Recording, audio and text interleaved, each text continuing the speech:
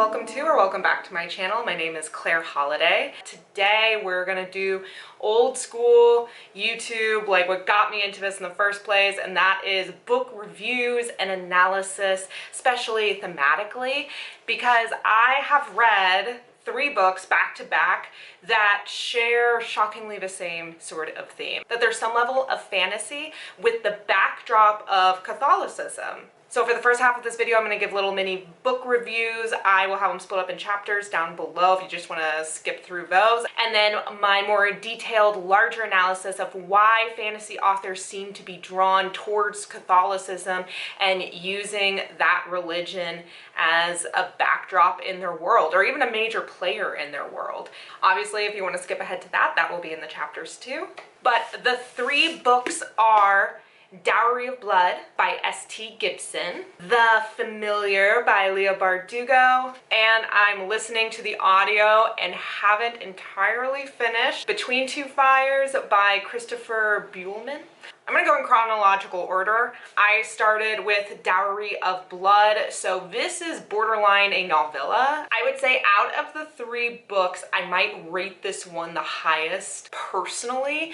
Would I rate it the highest objectively? I'm not as certain about that. I didn't exactly know what I was getting into other than like, ooh, seems like a little creepy, a little horror, a little vampire-y. If you're a longtime viewer, then you know that I did read Dracula. The way those older books are often set up is they tell a narrative through other written documents, so like newspapers and medical reports. So this does a similar thing where she's writing in her diary, written mostly, or a lot of it is in second person, because the you she's addressing is Dracula. She never ever calls him by name. It's just, you did this, you did that. This is not a spoiler because it's like immediately within the first chapter, the first letter, but she's like, I killed you and this is why. And then she writes down the centuries worth of adventures and eventual abuse that led to Dracula, her lover's downfall. If you know anything about Dracula, you know that he also has his 3 brides. So this plays with that. This is the first bride, but he eventually gets 2 others, although the 3rd one is a dude. So, you know, there's a little bit of that like modern twist in there. And it's such a fascinating, this is a short book. We're covering a lot of ground and a lot of time. Constantly traveling throughout Europe. We're covering centuries upon centuries and how like technology changes and how people's outlooks on innovation and even monsters change. But the thing that I found to be the absolute most compelling is that the first bride is deeply religious. She comes from an older time period. She's Catholic. Even though she and Dracula lure people to kill, basically having like threesomes with them and then killing them. And then eventually he takes on like another bride and the dude in the group. So they're in this polyamorous relationship, but they can also take lovers on the side, especially if they kill the lovers afterwards. Like there's a lot of, you could say, extremely morally objectionable things, but she's still deeply religious. Editing Claire here, and just wanted to clarify that being in an open polyamorous relationship in this book is not the morally questionable thing.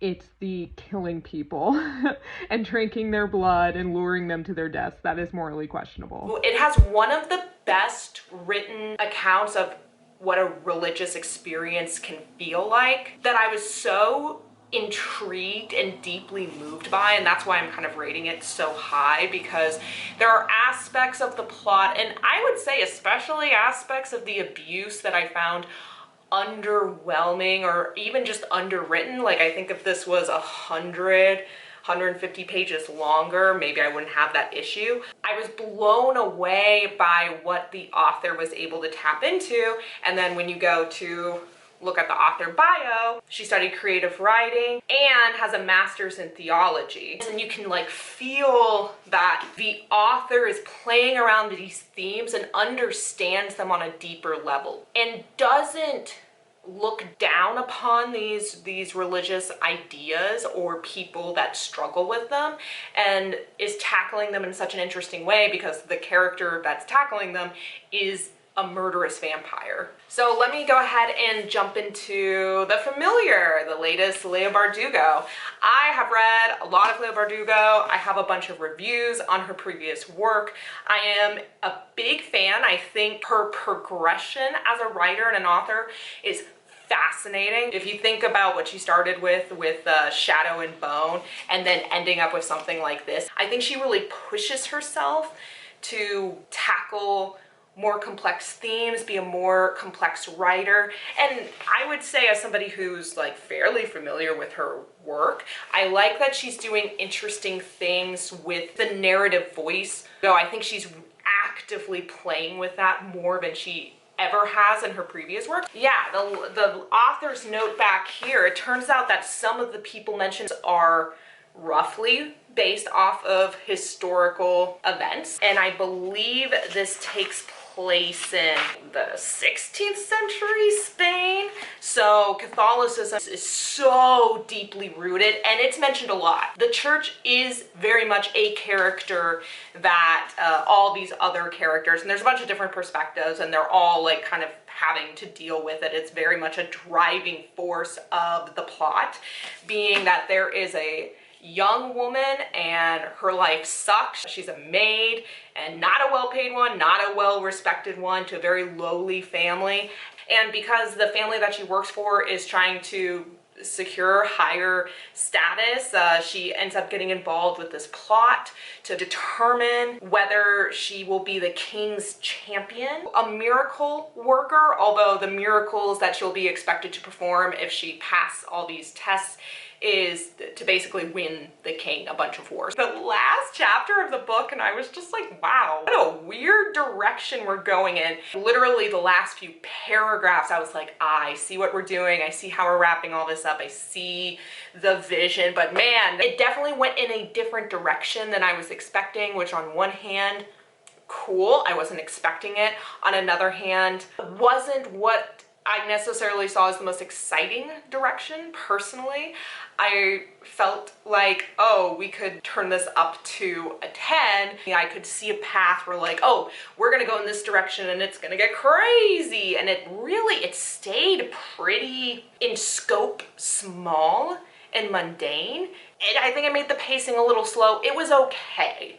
I wasn't in love with the last third, but I thought the 2/3 leading up to it were extremely entertaining, interesting themes. And I would say, despite religion taking up such a huge part of the backdrop and the way the characters move through the world, there wasn't a lot of reckoning with it. There was way more when it came to class.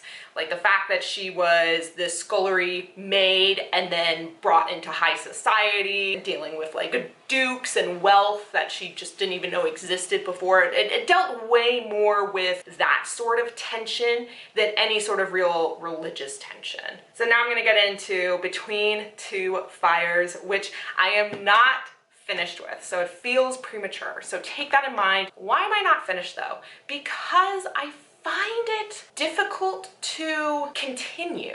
So let me sell you on the premise, because the premise is amazing and it felt like it was made for me personally. Kind of a Dunk and Egg like duo, as the George R. R. Martin short story, where there's a kind-hearted but precocious child linked up with a knight, and it's kind of a travel log. But Between Two Fires is medieval France, and the apocalypse happened, so there's this horrible plague that has killed and like completely mangled society. But because we're in medieval France, it's deeply Catholic. It is a very explicitly religious sort of apocalypse, although only as far as I can tell in the series, the little girl kind of interacts with angels or has visions, but no one else does. What has been slowing me down is that it's such a travelogue story. There's not necessarily this overarching plot that's really pulling the momentum of the story along. They're at one location and kind of bumble around, and then they go to another location and kind of bumble around. And Dunk and Egg also does that, but they're incredibly short stories, and it still feels like there is a high stakes plot within each story. I guess the chapters of Between Two Fires feels like little short stories, little vignettes, and it is cool. There's cool imagery, there's beautiful lines. There's this one part, they ended up kind of befriending a priest that comes with them on their travel adventures. And at one point they're in Paris and everything's just falling apart and horrible and dead people everywhere. And the priest finds a shrine and he's praying to God and Christ, give me a sign that you're there. And a homeless woman nearby who was like drooling and half dead turns and winks at him. Little moments like that are just kind of brilliant, darkly funny, but emphasis on dark. It definitely feels like a grim, dark tale. The first chapter is entirely dedicated to these robbers attempting to grape a 12-year-old girl. While I think brutally realistic if something like that in that time period would go down, it's kind of a lot. It's a lot for me anyway. I'm not tugged to keep going. There's not like this necessarily this overarching plot to be like, okay, and this is why the characters are doing this. There's just this vague, this little girl has visions and she's like, take me to Paris. And that's it. And so the stakes don't feel super high. I don't know, it's a little bit of a bummer. While the world is so interesting, the writing is beautiful and clever. The characters are distinct. I find the under-compelling plot keeps me from listening to this book as feverishly as I feel like I was expecting myself to just tear through it because everything about it is so my algorithm. But I'm not. And my friend who recommended it to me said that he had the same issue and that it's absolutely worth finishing, but he found that he would take long breaks in between chapters and acts because, yeah, there's just not that thing to be like, what happens next? You're just kind of like, oh, that's a kind of interesting, dark, brutal, cool-ish world. But we have a grimdark story, an adult fantasy, and a YA novella. And I wasn't expecting these back-to-back books to blatantly connect to one another. Even if you look at the covers, they all kind of got a similar theme going on. Hello, we're in the Catholic portion now. So, why is Catholicism the religion of choice for these different dark fantasy books? For one, it just fits aesthetically. So you have these darker, fantastical worlds. Well, Catholicism is known for its big presentation, its use of statues, of stained glass, of gold and gold ceilings. It loves opulence. It loves that sort of grand beauty. If you go into any church, it's going to tell the story about the passion of Christ, but especially the death and resurrection of Christ. So there's also semblance of death and brutality, gore throughout. I mean, reason to go to church is to take part in what to people on the outside might seem as a pretty gruesome ritual. It's magnificent, but also strange, which are also themes in these dark fantasy books. They generally portray their monsters to be beautiful, the magic to be beautiful, the worlds that they're in to have a grandness to them. There's something kind of scary, something that you're almost afraid to look at, but you're morbidly curious about. And I think Catholicism captures a lot of that innately. You're also dealing with history. The Familiar takes place in Madrid. Between Two Fires is all throughout France.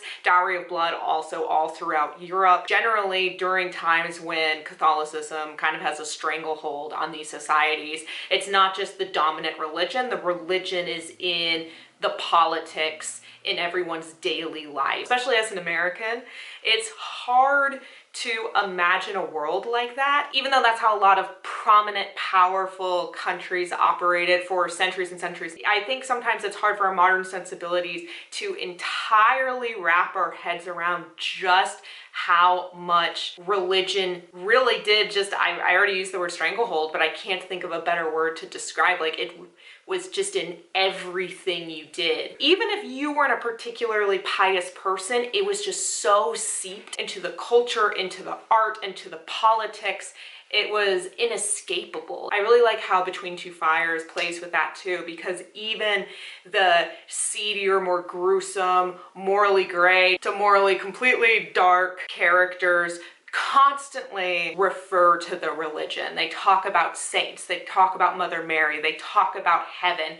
Maybe not even necessarily literally, but when it makes it down to even the language, to even like how you curse, it's just so entrenched. I think Catholicism, possibly more than any other prominent Western religion, is so clearly hierarchical. When you think of Catholicism, you think of clear leaders, spiritually it would be the Trinity, and then the Pope, and then cardinals, and then bishops. There's a sense of high orderliness too, that these are the rules you follow, the rituals you perform, the prayers you say, the words you say to have a moral life. Not even to have a good life, but just have a morally upright life. I think a lot of times there can be societal systems that are a lot more ambiguous. They're a lot more complex. It's not always clear who's in charge and who has the real power, who's pulling the strings. This sort of dark fantasy, having this very clear, orderly system, makes it all the more evident when there are characters that can't fit into that system.